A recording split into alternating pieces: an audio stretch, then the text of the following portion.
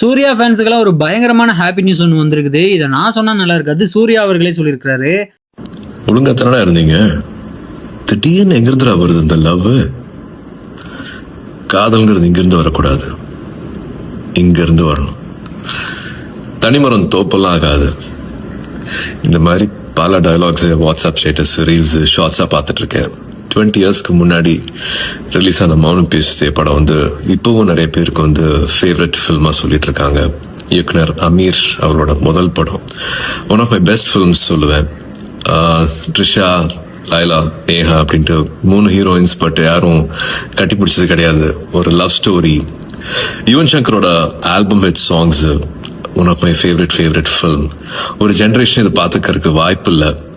So 23 இயர்ஸ்க்கு அப்புறமா வந்து ரீ-ரிலீஸ் பண்றாரு Ganesh Raghu, Aprajith films. So looking forward to see you all in theatres.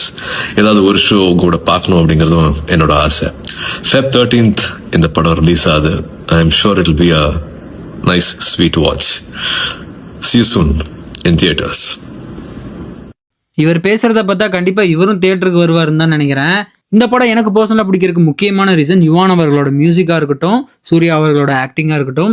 அதுலேயும் சூர்யா அவர்களை இது வரைக்கும் எந்த படத்துலையுமே நம்ம அப்படி பார்த்துருக்க மாட்டோம். அவ்வளோ பயங்கரமாக காதலை பிரித்து விட்டுக்கிட்டே இருப்பார்.